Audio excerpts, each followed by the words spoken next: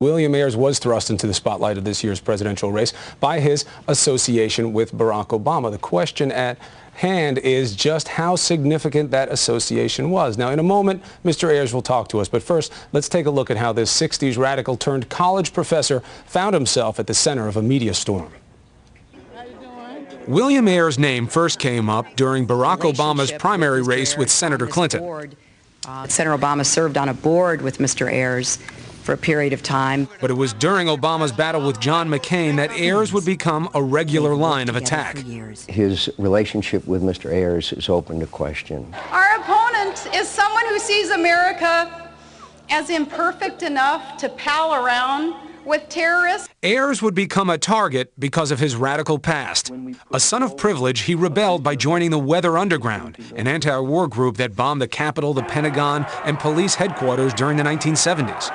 3 group members, including Ayers' then-girlfriend, were killed in this townhouse when one of the bombs they were making exploded. Then, after 9/11, Ayers was quoted as saying he didn't regret any of the bombings and that the group didn't do enough. By then, Ayers had become a respected professor at the University of Illinois, Chicago, and had met a politician named Barack Obama. But as Senator Clinton said in her debates with you, we need to know the full extent of that relationship. 40 years ago, when I was 8 years old, he engaged in despicable acts with a radical domestic group.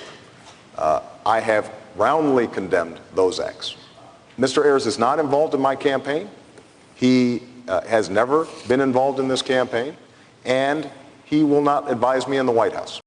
So let's hear from the man himself. William Ayers joins us this morning. He's the author of many books. The one that has been re-released most recently is right there, Fugitive Days, Memoirs of an Anti-War Activist.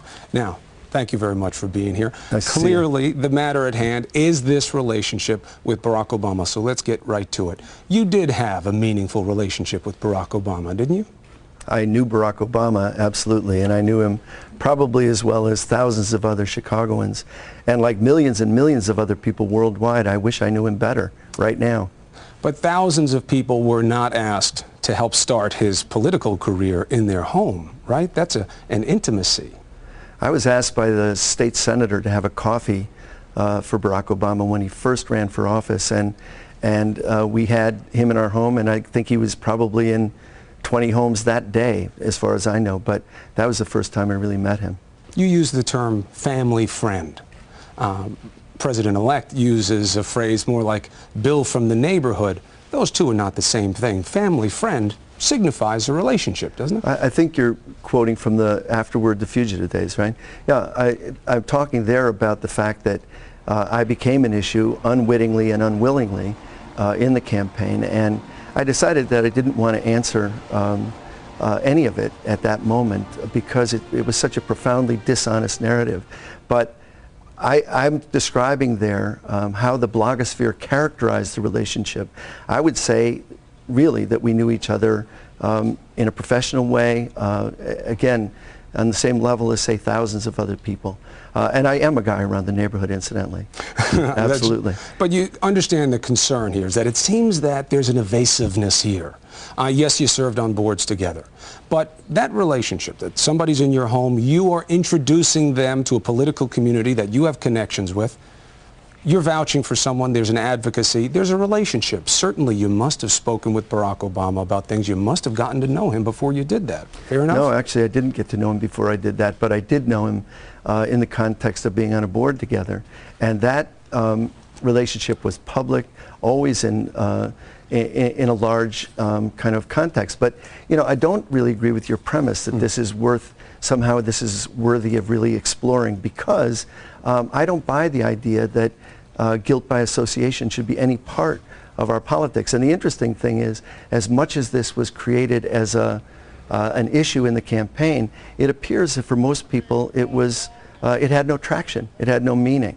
So the assumption that if two people share a cup of coffee or take a bus downtown together or have 1,000 other types of associations, that somehow means they share politics, outlook, policy, or responsibility for one another's actions. But when you're measuring the content of a man's character who wants to be president of the United States, certainly information about his friendship / coffee / association with a man who has the past that you have creating violence against the United States. You must understand how that would be a concern. No, I don't agree with either part of that. I think the dishonest narrative is one to demonize me. Let's remember that what you call a violent past, that was at a time when thousands of people were being murdered by our government every month. And those of us who fought to end that war were actually on the right side. So if we want to replay that history, I would reject the whole notion that demonizing me or the Weather Underground is relevant. But secondly, different discussion. Violence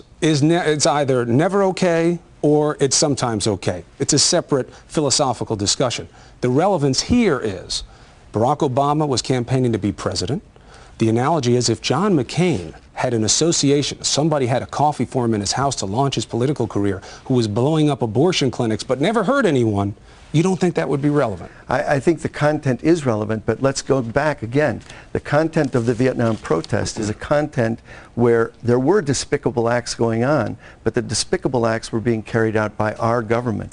I never hurt or killed anyone. I was involved in the anti-war movement. I was a militant. I was part of the militant faction of opposing the war, and I've been quoted again and again as saying I don't regret it. And frankly, and saying I don't think we did enough. And I don't think we did enough. Just as today, I don't think we've done enough to stop these wars, and I think we must all recognize the injustice of it and do more. And we are going to discuss your book more in the upcoming segment, why you're releasing it now, what you want people to get out of it.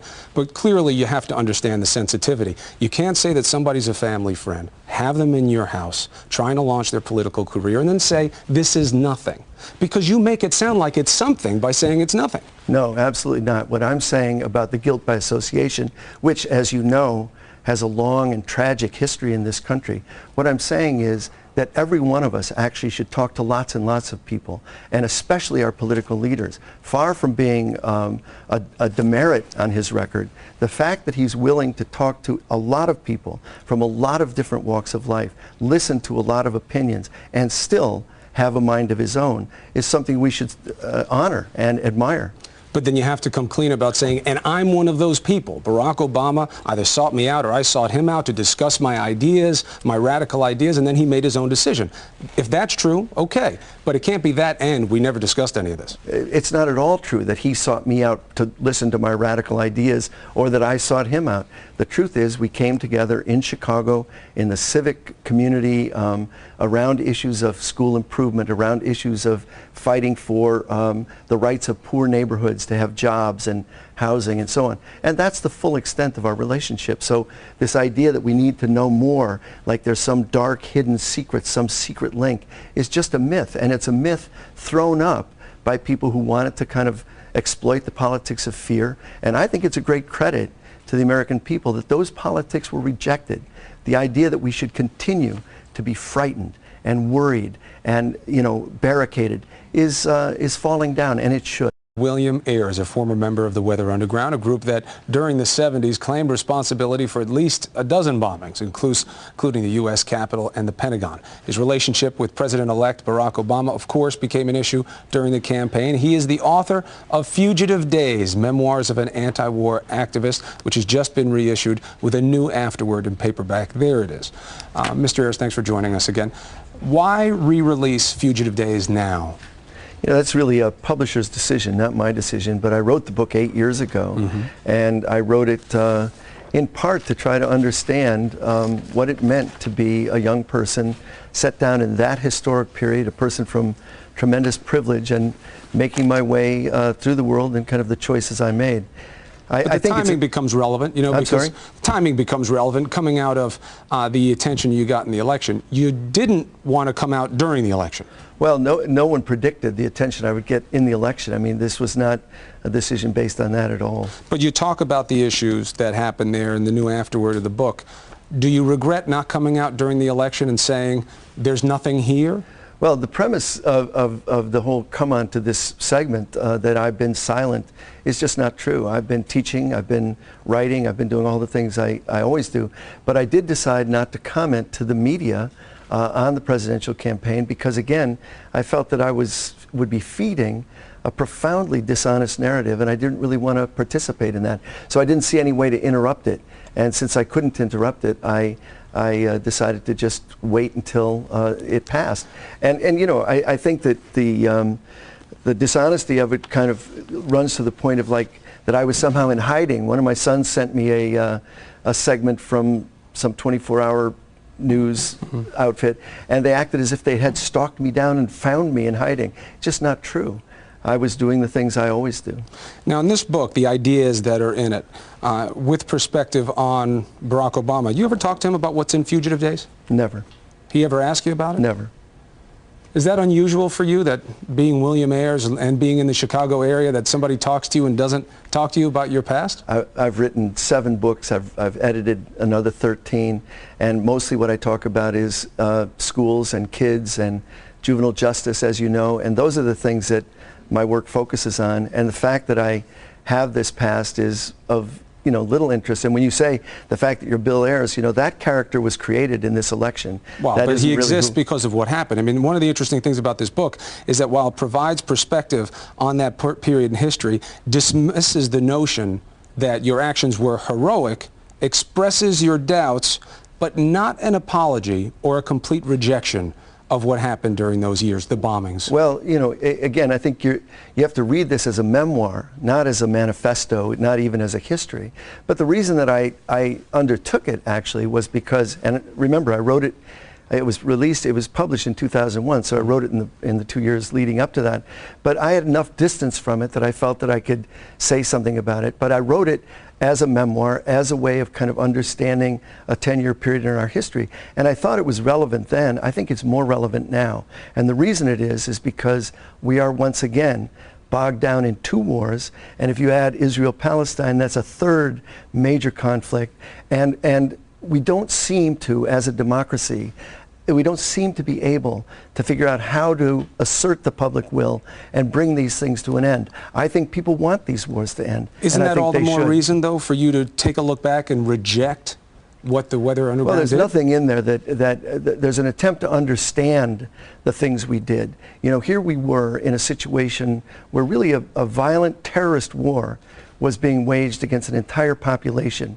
We objected. We tried to end that war. And in trying to end it, we did cross lines of propriety, of legality, maybe even of common sense, but we never committed terror. Why not? I have a tough time understanding this. How is what you did there, blowing up, detonating a bomb in the Pentagon, the New York Police Department headquarters, trying to target the Capitol, how is that not terrorism? It's not terrorism because it doesn't target people, doesn't target people to either kill or injure. What it does, you could call it, I think even much more... How can a sophisticated academic like yourself believe that the inherent recklessness of exploding bombs that you know too well killed 3 of your own? You know the potential for deadliness. Right. It was definitely over lots of lines, definitely dangerous. And had we killed or injured anybody, I'm sure it would have been devastating for everyone, not them and us. But my point is that in a period when 2,000 people a week are being murdered, how do you end that? What do you do? And frankly, in those 10 years of that war, I was arrested many times. I took direct nonviolent action again and again. But the question comes after 70% of the American people oppose the war, after the war has been virtually lost, how do you end it? What do you do? And there's nothing in the book that says what we did was either brilliant or heroic or wonderful. It tries to understand, as memoirs do, the context in which that actor was acting. But I would think that looking forward now, you'd want to set a table for people in addressing the current situations that didn't expose the violence. I mean, even looking back, in the 1974 manifesto of the Prairie Fire of the Weather Underground, one of the people you dedicate this book to is Sirhan Sirhan. I mean, what message does that send, especially if you don't reject it today and say, we praise Sirhan Sirhan?